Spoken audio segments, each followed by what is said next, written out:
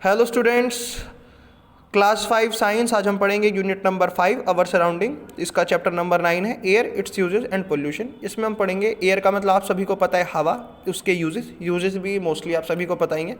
कुछ और पढ़ेंगे और पढ़ेंगे पोल्यूशन के बारे में। पोल्यूशन क्या होता है? पोल्यूशन को हिंदी में प्रदूषण कहते हैं। इन सब चीज़ों के बारे में हम पढ़ेंगे।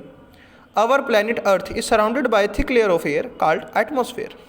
हमारा जो प्लैनेट अर्थ है जिसमें हम रहते हैं, ये एक बहुत ही थिक लेयर, हवा की एक मोटी लेयर से ढका हुआ है, जिसको हम एटमॉस्फेयर कहते हैं। It is like a blanket around earth. जैसे आप रात को कंबल ओढ़ते हो, वैसे ही एक ब्लैंकेट की तरह है जिसने पूरे अर्थ को कवर कर रखा है। We should protect it and provide the necessary condition for animals and plants to live on the earth. The atmosphere extends to about 1600 kilometre, 1600 kilometre above the earth. Atmosphere हमारी जो अर्थ की सरफेस है, इससे ऊपर अगर आप देखो, आसमानों में ऊपर को जाओ तो 1600 किलोमीटर तक ऐसा ये एटमॉस्फेयर की लेयर है। Above the atmosphere is space. Atmosphere के ऊपर क्या है? Space. We can not see air but we can feel it. अब हम हवा को देख नहीं सकते, लेकिन हम हवा को फील कर सकते हैं। जब आप पतंग उड़ाते हो, हवा चलती है, बारिश आती है, आंधी आती है, हवा चलती है, आप फील कर सकते हो हवा को। हवा सारी तरफ है ना। जब आप अगर अपनी नाक की सामने अगर उंगली भी रख के देखो तो आपको हवा जाते हुए दिखेगी, आपको फील होएगी कि आपकी नाक के अंदर हवा जा रही है और आ रही है। तो आप इन छोटी छोटी चीज़ों को फील कर सकते हो। हवा को हम देख नहीं सकते, लेकिन फील कर सकते हैं। Air is quite essential both for breathing and burning.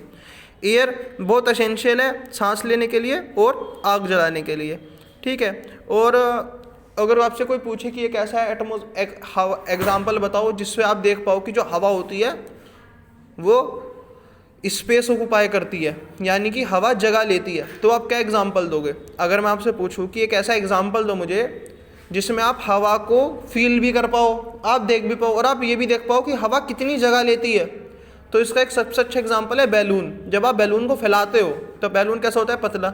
जब उसमें फूंक मारते हो तो कितना भर जाता है, उसके अंदर हवा ही तो होती है। जो हमें हवा लगती है कि हवा के अंदर कोई ताकत नहीं है, कोई पावर नहीं है, वो हवा उस बैलून को स्ट्रेच कर देती है। अगर तुम कभी बैलून को देखो तो आप देखोगे, अगर आप अपनी बैलून के अंदर उंगली डाल लो तो देखोगे कि जो बैलून है वो उंगली पे कितनी ज़्यादा अंदर ताकत लगा रहा होता है ना।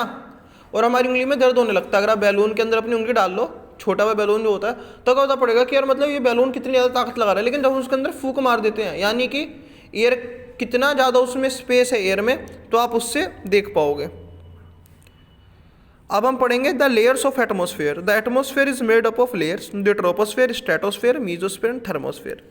आप इस फिगर में भी देख सकते हैं बच्चों कि जो हमारा एटमॉस्फेयर है, जैसे आप देख सकते हैं यहाँ पे आपको ग्राउंड दिख रहा है ना। ये जो छोटा सा दिख रहा है ना पहाड़ से, ये पहाड़ है बहुत बड़ा, है ना। ये पानी है, समुद्र दिखा रखा है इन्होंने। यहाँ पे बादल हैं, ये आपको दिख रहे होंगे ना, छोटे छोटे वाइट वाइट से ये बादल हैं। तो उन्होंने यहाँ पे इस फिगर में दिखाया गया है कि सबसे पहले आती है बच्चों आपकी ट्रोपोस्फेयर, ठीक है, ये ट्रोपोस्फेयर है, ठीक है। उसके बाद आती है आपकी स्ट्रेटोस्फेयर, जो ये वाली लाइन है स्ट्रेटोस्फेयर, है ना।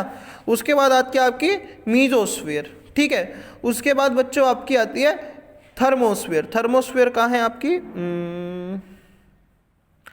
थर्मोस्फेयर बेटा आपकी ये वाली पूरी थर्मोस्फेयर है, जहाँ पे लाल लाल सा दिख रहा है ना, ये थर्मोस्फेयर होती है। तो ये सारी चीज़ें हैं। अब इन लेयर्स के बारे में थोड़ा और आगे डिटेल में पढ़ते हैं। आप जितना ऊपर जाते रहोगे उतना बढ़ते रहेंगे। ये सैटेलाइट है, ये एग्जोस्फेयर में होती है, और भी एक दो लेयर और होती हैं। एग्जोस्फेयर इसमें नहीं दे रखी। और उसके बाद स्पेस होता है। जो सैटेलाइट है एग्जोस्फेयर में होती हैं। अब हम पढ़ेंगे ट्रोपोस्फेयर के बारे में। ये सबसे लोवेस्ट लेयर है, ठीक है। ये 20 किलोमीटर की है ग्राउंड से।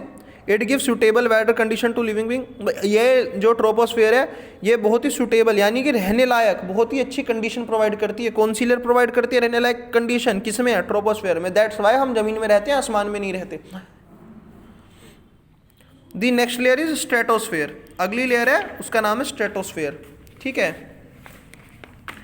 ये 50 किलोमीटर ऊपर है अर्थ की सरफेस से। अगर आप 50 किलोमीटर तक के ऊपर है, 20 किलोमीटर से 50 किलोमीटर तक के ऊपर पे, ठीक है, ये यही लेयर है। ये स्ट्रेटोस्फेयर में ही ओजोन, आप सभी ने नाम सुना होगा, ओजोन लेयर है ना। ओजोन इसी लेयर के अंदर पाई जाती है, ठीक है। उसके बाद आती है if it is ozone that absorb harmful ultraviolet rays. वह ओजोन लेयर ही है। जैसे सूरज है तो सूरज में से बहुत सारी अल्ट्रावायलेट किरणें निकलती हैं। अगर ओजोन लेयर ना हो ना तो आप धूप में जो धूप सेकते हो ना सर्दियों में, जैसे अभी सर्दियाँ चल रही हैं, आप में से कुछ लोग सेक भी रहोगे, छत पे बैठे होंगे, तो जो धूप, उस धूप में आप जल जाओ, बिल्कुल खाल ऐसी हो जाएगी, आग लग जाएगी बैठे बैठे, अगर ओजोन लेयर नहीं होगी तो। इतनी सारी रेज होती हैं उसमें हार्मफुल, सिर्फ ओजोन लेयर है जो हमें बचा के रखती है। अगर आप ऐसे चले हो जाओ ना, थोड़ी देर बैठ जाओ, अगर ओजोन लेयर ना हो तो ऐसा होगा बैठे बैठे जलने लगोगे, आपको पता भी नहीं पड़ेगा, बैठ नहीं सकते फिर आप धूप में। तो ओजोन लेयर की हेल्प से ही हम धूप के आग के मजे ले पाते हैं, हमें अच्छा लगता है। अगर ओजोन लेयर हमारे लिए बहुत इंपॉर्टेंट है। और आजकल हम जो पोल्यूशन कर रहे हैं, जो हम एसी चलाते हैं, इससे इस ओजोन लेयर पे बहुत खतरनाक इफेक्ट पड़ रहा है। इसलिए आजकल आप देखो तो आजकल आपने सुना होगा कि लोगों को सनबर्न हो जाते हैं, कि धूप से जल रहा है, शरीर जलता है, अब गर्मियाँ बहुत ज़्यादा पड़ने लगी हैं। खैर, इस बारे में किसी और दिन बात करेंगे। अब हम आगे पढ़ते हैं। Above the stratosphere is mesosphere. Stratosphere के ऊपर मीजोस्फेयर है, जो कि लगभग 80 किलोमीटर तक है। The upper most layer is called the thermosphere. जो सबसे ऊपर की लेयर है उसे थर्मोस्फेयर कहते हैं। और जो 900 किलोमीटर अबव द अर्थ पे जाओगे, ठीक है, थर्मोस्फेयर को भी दो पार्ट में बांट रखा है इन्होंने, मतलब होती हैं दो पार्ट में, आइनोस्फेयर और एक्सोस्फेयर। यानी जो थर्मोस्फेयर है, थर्मोस्फेयर के दो पार्ट में बटी हुई है, नीचे वाला आइनोस्फेयर और ऊपर वाला एक्सोस्फेयर। ठीक है, नाउ अब हम पढ़ेंगे कंपोजिशन ऑफ एयर, कि जो हवा है उसमें क्या क्या मिला होता है। ठीक है, तो अगर आप देखो तो हवा में सारी गैसेज हैं। अगर आप ढूंढने जाओ ना तो शायद हो सके आपको सोना भी मिल जाए हवा में उड़ता हुआ, लेकिन मिलेगा कितना? ऐसा है कि मानो अगर आप पूरे हापुड़ में ढूंढोगे तब शायद मुश्किल से जाके आपको 1-2 पार्टिकल मिले उसका। ग्राम नहीं कह रहा, पार्टिकल, इतना छोटा कि ग्राम का भी 1 करोड़वां भाग तो मिल सकता है। हवा में तो सब कुछ ही होता है, लेकिन सबसे ज़्यादा क्या होता है वो हमें देखने वाली बात है ना। जैसे सबसे ज़्यादा होता है नाइट्रोजन, जो लगभग 78% है नाइट्रोजन। अब हमें लगता है नाइट्रोजन का तो आप में शायद नाम नहीं सुना हो, लेकिन नाइट्रोजन बहुत इंपॉर्टेंट है पेड़ पौधों के लिए, जो सब्जियां बनती हैं इनके लिए, सॉइल के लिए, सबके लिए नाइट्रोजन बहुत ज़्यादा इंपॉर्टेंट है। सेकंड नंबर पे आती है ऑक्सीजन, 21% ऑक्सीजन है ना। अब 21% ऑक्सीजन है। ऑक्सीजन आप सबको पता है, ओजोन लेयर पूरी ऑक्सीजन से बनी हुई है, हम सांस लेते हैं, ऑक्सीजन कितनी इंपॉर्टेंट है आप सब डेली पढ़ते होगे भी, है ना। और जो बाकी की 1% है बची हुई, उसमें वाटर वेपर्स हैं, यानी कि जो पानी भाप बन जाती है ना, जो क्लाउड्स हैं वो क्या है? वाटर वेपर्स ही तो हैं। वाटर वेपर्स होते हैं, कार्बन डाइऑक्साइड होती है, आर्गन होती है, हीलियम होती है, नियोन होती है, क्रिप्टन होती है, जीनोन होती है, और भी बहुत सारी गैसेज होती हैं जो ऐसे एटमॉस्फेयर में आप सब बच्चों को जो मिलती हैं, लेकिन इनका कम है। अब आपके माइंड में क्वेश्चन आ रहा होगा कि भाई हम सब तो सुनते रहते हैं कि कार्बन डाइऑक्साइड इतनी हो रही है, इतना पोल्यूशन हो रहा है, इतना पोल्यूशन हो रहा है ना। लेकिन अब इन फैक्ट की बात करो तो इसमें तो साफ साफ कहा कि कार्बन डाइऑक्साइड तो 1% भी नहीं है, ऑक्सीजन 21% है। आप है ना, ऐसे भी तो सोच सकते हो आप। लेकिन ऑक्सीजन क्या है? ऑक्सीजन ओजोन लेयर में भी है बहुत सारी, और ऑक्सीजन का जो इनटेक है वो सिर्फ ऑक्सीजन O2 की फॉर्म, हम जो लेते हैं वो ऑक्सीजन O2 की फॉर्म में लेते हैं, लेकिन एटमॉस्फेयर में O3 की फॉर्म में भी है, पानी के साथ भी मिली हुई ऑक्सीजन, है ना। वाटर वेपर में भी तो ऑक्सीजन मिली, तो ऑक्सीजन बहुत ज़्यादा सब डिवाइडेड हो रखी है, इसलिए हमें ऑक्सीजन की और भी ज़्यादा नीड पड़ती है। ठीक है, of all the gases in the air oxygen is most important. All living things, oxygen सबसे ज़्यादा इंपॉर्टेंट है। ऑक्सीजन, और आपको पता है जो आग लगती है, अगर ऑक्सीजन नहीं होगी तो आग भी नहीं लगेगी। इसका एक एक्सपेरिमेंट है, अगर आप एक मोमबत्ती रखो, ठीक है, तो मोमबत्ती जल रही होगी, ठीक है, अगर उस मोमबत्ती के ऊपर अगर आप ग्लास रख दोगे ना, ग्लास, मानो कोई छोटा सा दिया है, दिया को ग्लास में बंद कर दो, तो आप 10 सेकंड तक गिनना, 10 सेकंड 10-20 सेकंड के अंदर अंदर ही दिया बुझ जाएगा। क्यों? क्योंकि जो ग्लास के अंदर की ऑक्सीजन होगी, क्योंकि आपने तो ट्रैप कर दिया दिए को, वो ऑक्सीजन खत्म हो जाएगी, और ऑक्सीजन खत्म हो जाएगी तो आग भी लगनी बंद हो जाएगी। आपने कभी सोचा कि दिखाते हैं जैसे आग लगती है ना, तो लोग बेहोश हो जाते हैं। अगर आपने फिल्मों में भी देखा होगा, जैसे फायर ब्रिगेड आती है तो वो मुंह पे मास्क वास्क लगा के जाती है, और लोग जो अंदर होते हैं वो जल नहीं रहे होते, लेकिन वो पहले बेहोश हो चुके होते हैं सबके सब। ऐसा क्यों होता है? ऐसा इसलिए होता है क्योंकि जब आग लगती है तो वहाँ पे ऑक्सीजन की खत्म हो जाती है वहाँ पे, तो जो लोग उस कमरे में होते हैं, जो उस आग से वो भाग नहीं पाते, वो क्या होते हैं? बेहोश हो जाते हैं पहले ही। मानो क्या, क्योंकि ऑक्सीजन ही नहीं है। अब ऑक्सीजन नहीं है तो आपका दम घुट जाएगा, बेहोश हो जाओगे, आपको पता ही नहीं पड़ेगा, आप अपने आप पे कंट्रोल नहीं रह पाएगा, इसलिए लोग बेहोश भी जाते हैं। Oxygen is also used in hospital for respiration. आपने देखा है कभी, आपने कोई फिल्म में सीन देखा हो कि अस्पताल का सीन दिखाते हैं तो मुंह पे डॉक्टर एक मास्क लगा लेते हैं। तो वो मास्क क्यों लगाते हैं? क्योंकि जब आदमी को चोट लग जाती है, डॉक्टर क्या करता है, तो वो आदमी अच्छे से सांस नहीं ले पाता। कल मैं 4th क्लास को इस बारे में पढ़ा भी रहा था। तो क्या होता है, वो उनको ऑक्सीजन दे देते हैं, उससे क्या होता है कि जो पेशेंट्स होते हैं उनको ऑक्सीजन अच्छे से मिल जाती है और उनको ज़्यादा तकलीफ नहीं होती। All living things also need nitrogen, मैंने पहले ही बताया नाइट्रोजन की भी बहुत ज़्यादा ज़रूरत होती है। प्लांट्स को नाइट्रोजन चाहिए होता है सोइल से वो बहुत नाइट्रोजन चाहिए होता है उन्हें, ठीक है। और जो एनिमल्स होते हैं, हम भी एनिमल्स में ही आते हैं, साइंस बोले तो हम भी, जब एनिमल्स की बात हो तो समझ लो कि ह्यूमन बॉडी भी एनिमल्स में ही आ रही है, ठीक है। तो हमें नाइट्रोजन से प्रोटीन सिंथेसिस, जो हम प्रोटीन खाते हैं, जो हमारी प्रोटीन होता है बॉडी के अंदर, वो जो जितना भी प्रोटीन सिंथेसिस होता है वो नाइट्रोजन की हेल्प से ही होता है। प्रोटीन आपको कहाँ कहाँ मिलता है? हर खाने में प्रोटीन होता है। जितने भी मसल होते हैं ना, जो भी ताकत आती है, जैसे अगर आपसे मैं बोलूँ पैन को उठाने के लिए भी जो आपके हाथों की ताकत है वो सब प्रोटीन से आती है। सारी ताकत दिखाते ना बड़े बड़े बॉडी बिल्डर, तो उनकी जो मसल बनते हैं वो सारे प्रोटीन से ही बनते हैं। तो प्रोटीन बहुत ज़्यादा इंपॉर्टेंट है। Plants use carbon dioxide to make their food during photosynthesis. अब प्लांट्स को कार्बन डाइऑक्साइड की ज़रूरत होती है जब वो फोटोसिंथेसिस कर रहे होते हैं। इन्होंने यहाँ पर फोटो भी दिखाई है फोटोसिंथेसिस की प्रोसेस, कि यहाँ से पानी है, फूड के थ्रू वो नाइट्रोजन भी ले रही है, यहाँ से प्लांट कार्बन डाइऑक्साइड ले रहा है और यहाँ से ऑक्सीजन छोड़ रहा है, ठीक है। In maintaining a balance between oxygen carbon dioxide in nature, हम सबको जो प्लांट ही हैं जो कार्बन डाई और ऑक्सीजन के बीच में एक बैलेंस बना कर रखते हैं। वरना अगर इंसान प्लांट ना होना तो क्या होगा? इंसान तो ऑक्सीजन यूज़ करते रहेंगे हम, तो सारी ऑक्सीजन हम यूज़ करके कार्बन डाइऑक्साइड में बदल देंगे। लास्ट में होगा क्या? कुछ बचेगा ही नहीं, ऑक्सीजन बचेगी नहीं, क्योंकि सारी तो कार्बन डाइऑक्साइड बना चुके होंगे इंसान। इसलिए ऑक्सीजन हमारे लिए बहुत इंपॉर्टेंट है और प्लांट्स उससे भी ज़्यादा इंपॉर्टेंट है। अगर प्लांट्स, तो इसलिए हमें पेड़ पौधे भी लगाने चाहिए। अब हम कुछ एयर की प्रॉपर्टीज़ पढ़ेंगे। आपको पता है एयर का एक अपना वजन भी होता है। हाँ, एयर का वजन होता है। अब देखिए, इन्होंने एक एक्सपेरिमेंट करके दिखाया बड़ा अच्छा। इन्होंने गुब्बारा फुला लिया, ठीक है। एक जगह तो गुब्बारा फुलाया यहाँ पे, एक जगह गुब्बारा नहीं फुलाया, ठीक है। तो जब उसको तोला ऐसे एक लकड़ी पे बांध के, जैसे इन्होंने एक अपने घर पे तराजू बना ली अपनी, तो देखा कि जिस गुब्बारे में हवा भर रखी है वो गुब्बारा भारी है और जिसमें हवा नहीं भर रखी वो गुब्बारा हल्का है। Air occupies space, air occupies space, इसका मैंने आपको पहले भी बताया कि अगर आप बैलून, सबसे अच्छा वही है कि अगर आप हवा भर दो, है ना, कि गुब्बारे में हवा भर दोगे तो आपको पता पड़ जाएगा कि भाई गुब्बारे के अंदर क्या है, हवा ही तो है, तो यानी हवा स्पेस ले रही है, ठीक है। एयर एग्जर्ट प्रेशर, एयर बहुत ज़्यादा प्रेशर भी लगाती है। गुब्बारा ही देखो, फुटबॉल देखो, टायर की ट्यूब देखो, है ना। अगर आपको कोई फुटबॉल दे दो उसको दबा पाओगे क्या? इसका क्या मतलब है कि एयर प्रेशर लगा रही है बाहर की साइड, है ना। स्विमिंग ट्यूब देखो आप, इसमें हवा ही तो रहती है, तो यानी कि एयर प्रेशर भी लगाती है। यूजेस ऑफ, ऊपर एक लाइन है कि जो एयर प्रेशर है वो जो मेज़र करते हैं जिसे हम, है ना। जैसे अगर मैं बोलूँ टेम्परेचर किससे मेज़र होता है? थर्मोमीटर से, ठीक है। और अगर किसी को एयर प्रेशर का पता लगाना है तो वो जिस डिवाइस से निकलता है उस डिवाइस का नाम है बैरोमीटर। क्या कहते हैं उस डिवाइस को? बैरोमीटर। वेरी गुड, ठीक है। अब हम पढ़ेंगे यूजेस ऑफ एयर प्रेशर, ठीक है। एयर प्रेशर का कहाँ यूज़ होता है?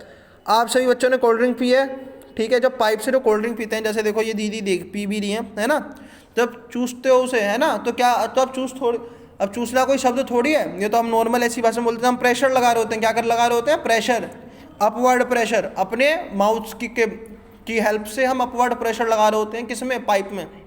उससे क्या होता है, जब पाइप में अपवर्ड प्रेशर क्या लगेगा, क्या होगा? सारी कोल्ड ड्रिंक मुँह में आएगी, ठीक है। सिमिलरली इंजेक्शन में क्या होता है? एक पंप जैसा ही तो होता है। साइकिल में जिस बच्चे ने कभी पंप से हवा भरी हो तो उसको इस बात में समझ भी आएगा। अब एक चीज़ और मैं आपको बताना चाहूँगा कि जो हॉट एयर है, ठीक है, hot air is lighter than cold air, ठीक है। हॉट एयर जो होती है, जो गर्म हवा होती है, वो ठंडी हवा से हल्की होती है। इसका एक एग्जाम्पल करके दिखाया उन्होंने। क्या करा? 2 गुब्बारे भरे बराबर वेट वाले, मतलब उनमें 2 गुब्बारों में बिल्कुल बराबर हवा कर दी। उसके बाद एक गुब्बारे के नीचे इन्होंने, बिल्कुल नीचे नहीं, मतलब इस फोटो में तो गलत दिखा हुआ है, उसके पास में ऐसी वो रख दी मोमबत्ती थोड़ी नीचे, कि गुब्बारे में तो आग ना लगे। तो क्या हुआ, जैसे उसके नीचे थोड़ा वो गुब्बारा गर्म हुआ तो वो गुब्बारा थोड़ा हल्का हो गया, जैसे इसमें दिखाया ना। जैसे जिसमें तो बहुत ही पास रख दी कैंडल बता सकते हैं कि बस कैंडल की बहुत हल्की हल्की गर्मी जाए उस पर, है ना। और ये वाला ठंडा रखते हैं इस पर। अब बात करेंगे एयर पोल्यूशन के बारे में। एयर पोल्यूशन होता क्या है, ठीक है। पहले में पोल्यूशन को समझना पड़ेगा बच्चों। क्या है, हम सभी यहाँ रहते हैं, ठीक है। जिस तरीके से हम सब जो भी इंसान है और बाकी सब है, हम जाने अनजाने में हम जो भी चीज़ खाते हैं पीते हैं, हम कहीं ना कहीं कोई चीज़ गंदगी भी फैलाते हैं। ठीक है, जैसे कि अगर मैं बोलूँ, आपने अगर एक बिस्किट का पैकेट ही खरीदा, तो बिस्किट का पैकेट जब आपने बिस्किट खा लिया, ठीक है, तो आप उसके रैपर को फेंकोगे। अब आपको लगता है आपने वो रैपर डस्टबिन में फेंक दिया, लेकिन कभी ना कभी आप देखोगे तो वो कहीं ना कहीं कहाँ जाएगा, डस्टबिन के बाद कहाँ जाता है, वो एक जगह पड़ा ही तो रहेगा सालों साल। हम जो भी करते हैं उससे पोल्यूशन फैल रहा है। ठीक है, अब पोल्यूशन होता है 3 प्रकार का, हर चीज़ में पोल्यूशन करते हैं हम, ज़मीन को भी तबाह कर सकते हैं, हवा को भी कर सकते हैं। ठीक है, अभी जैसे कि बड़ी बड़ी फैक्ट्रीज हैं, ठीक है, बड़ी बड़ी फैक्ट्रीज में से धुआं निकलता है क्योंकि उनको आग की ज़रूरत है। अब चीनी बनेगी, है ना, गन्ने से चीनी निकालनी है, तो आपको भाई बड़े बड़े बॉयलर चलाने होंगे, इतनी करनी होंगी, लेकिन क्या होगा, अब आग लगेगी तो धुआं भी निकलेगा। वो धुआं कहाँ जाता है, हवा में। धुएं में इतनी जहरीली गैसेज होती हैं, carbon monoxide, carbon dioxide. Car bike हम सब चलाते हैं, हम कार बाइक के बिना जी भी नहीं सकते। हम सबको इनोवेशंस की ज़रूरत है, अब हमें नए आविष्कारों की ज़रूरत है, क्योंकि हम जिन तरीक़ों से चल रहे हैं, लोग नए नए आविष्कार कर भी रहे हैं, लेकिन आज भी हम उस स्थिति में नहीं पहुँचे कि हम एक कार को बिल्कुल त्याग सकें। हम ऐसी कारें नहीं बना पाए। कुछ कह रहे हैं सोलार पैनल वाली कार भी चल रही है, लेकिन आजकल वो इतनी ज़्यादा बेनिफिशियल नहीं है। जब पोल्यूशन होता है तो उससे क्या होते हैं, लोग बीमार पड़ते हैं। आजकल आपने देखा होगा छोटे छोटे बच्चों को बीमारी हो जाती है अस्थमा की। जब मैं अपनी 9th क्लास में था तो मेरे साथ एक मेरी दोस्त पढ़ती थी, तो उसको अस्थमा की बीमारी थी। मैंने उसको बड़े नज़दीक से देखा है, मेरे को पता है, जैसे वो बैठती थी वो खेल तो पाती नहीं थी। हम में से नहीं है कि हम सब बहुत लकी हैं। अगर वो हल्का सा भाग भी लिया करती थी तो भी वो थक जाता थी बहुत ज़्यादा, उसको सांस लेने में दिक्कत होती थी। और कभी कभी तो उसे बैठे बैठे, सर पढ़ा रहे हैं उसको, ऐसे जैसे होता है ना एकदम जैसे फिल्मों में दिखाते हैं, मतलब उससे बैठे बैठे सांस नहीं लिया जाता था, पागल हो जाती थी एकदम। बहुत तकलीफ होती है ऐसे लोगों को। हमें एयर पोल्यूशन नहीं करना चाहिए। इसमें दिखा है कि जैसे ये बस है, इसमें से धुआं निकला, अगर आप कभी बस के पीछे खड़े हो जाओ, आपका ऐसा जी खराब हो जाएगा गर्मी में। अगर आप बस आपके बगल से भी निकल गई ना, क्योंकि उसमें इतना धुआं निकल रहा होता है। सर्दियों में तो इतना नहीं पता पड़ पाता, लेकिन गर्मियों में तो आप इसको बहुत अच्छे से फील कर पाते हो। और मैं आपको पहले बताया, इस पोल्यूशन की वजह से जो ओजोन लेयर है इसका डिप्लीशन भी हो रहा है, जिसके कारण अल्ट्रावायलेट रेज आ रही हैं। एंटार्क्टिका में ग्लेशियर पिघल रहे हैं, एंटार्क्टिका में ग्लेशियर, एंड ग्लेशियर क्या होते हैं, जो बड़े बड़े बर्फ़ होती है ना, वो पिघल रही है। अब आप सोचो कि बर्फ़ पिघल रही है तो इसका क्या रीज़न है भाई, बर्फ़ पिघल रही है, पिघलने तो बर्फ़ ही तो है। हम भी भाई अपने फ्रिज में से इतनी बर्फ़ पिघलती है, पिघल गई अच्छी बात है, पानी बन गया, है ना, पानी हम पी सकते हैं, बर्फ़ का तो कुछ नहीं, पड़ी थी वहाँ पे। लेकिन उसका फ़र्क है, जब इतनी बर्फ़ पिघलेगी, है ना, तो उससे क्या होगा, जो सी लेवल है वो बढ़ेगा, यानी जो समुद्र का पानी है वो ऊपर होगा, है ना। जैसे ग्लास में अगर आप एक घूंट पानी और डालोगे तो ग्लास में पानी का लेवल बढ़ता है, उसी तरह समुद्र में अगर सारी बर्फ़ पिघल जाएगी तो क्या होगा, पानी बढ़ेगा।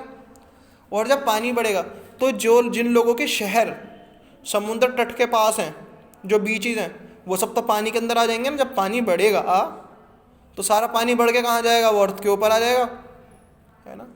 तो कितनी बड़ी, कई तो देश, ये बहुत चिंता का विषय है। अब हम तो काम तो यूपी में रहते हैं, हम कितना ही पानी बढ़ जाए यहाँ तक तो पानी आएगा नहीं, लेकिन जिन लोगों का घर समुद्र तट के पास है उनको बहुत दिक्कत है इस चीज़ से।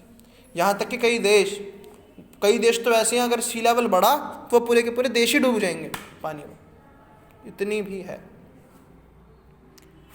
खैर बच्चों, आपका ये चैप्टर ख़त्म हो गया है। आई होप आप सभी को पसंद आएगा। अगर किसी बच्चे को कोई परेशानी है तो मेरे को कॉल कर सकता है। मेरे कॉलिंग के टाइम 12 बजे से पहले आप मेरे को कभी भी कॉल कर सकते हो। 12 बजे के बाद आप मेरे को मैसेज डाल दीजिए, मैं आपको फ्री होते ही तुरंत कॉल कर लूँगा। Thank you and have a nice day.